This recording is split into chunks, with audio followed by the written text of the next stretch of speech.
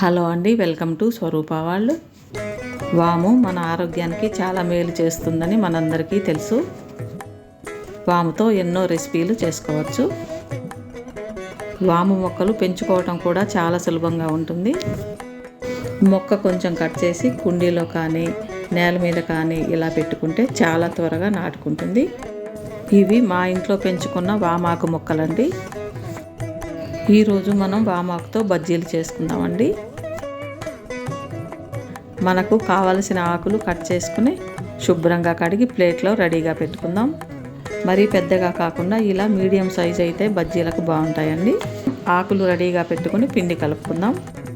1 cup శనగపిండి, 2 స్పూన్ల corn powder బౌల్లో వేసుకుందాం. ఈ కార్న్ పౌడర్ అన్ని సూపర్ మార్కెట్లలో దొరుకుతుందండి. ఈ కార్న్ పిండి మన ఇంట్లో రెడీగా లేకపోతే బియ్యం పిండి వేసుకోవచ్చండి. తరువాత కొద్దిగా పసుపు, తగినంత ఉప్పు, 1 స్పూన్ కారం, కొంచెం వాము చేతితో ఇలా నలిపి వేసుకోవాలండి. వాము మరీ ఎక్కువైతే బజ్జీలు చేదుగా ఉంటాయి. మన రుచికి తగినట్టుగా వేసుకోవాలి. ఇవన్నీ బాగా కలిపాక 2 స్పూన్ల వేడి నూనె కలుపుకుందాం.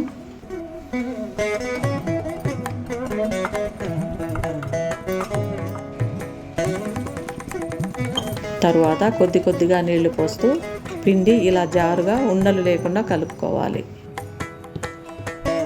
పిండి రెడీ అయిందండి. ఇప్పుడు బజ్జీలు చేసుకుందాం. నూనె వేడయ్యాక వామాకు ఇలా పిండిలో పూర్తిగా ముంచి జాగ్రత్తగా నూనెలో వేసుకోవాలి.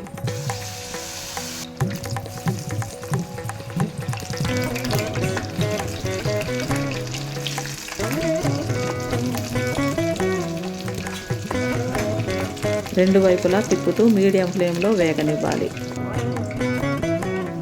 ఇలా గోల్డ్ కలర్ వచ్చాక ఒక ప్లేట్లో వేసుకుందాం.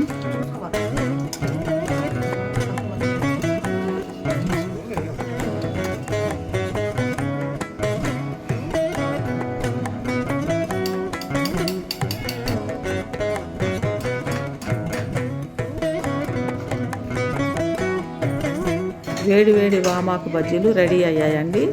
ఈ బజ్జీలు వేడిగా ఉన్నప్పుడే తింటే కరకరలాడుతూ చాలా రుచిగా ఉంటాయి. స్నాక్స్గా, బ్రేక్ఫాస్ట్గా, సైడ్ డిష్ లాగా ఎప్పుడైనా మనం ఇంట్లో వామాకు బజ్జీలు తినొచ్చండి. మన ఇంటికి సడన్గా గెస్టులు వచ్చినప్పుడు కూడా చాలా ఈజీగా తక్కువ సమయంలోనే బజ్జీలు చేసుకోవచ్చండి. ఈ వీడియో నచ్చితే లైక్ చేయండి. నెక్స్ట్ వీడియోలో కలుసుకుందాం. Thank you.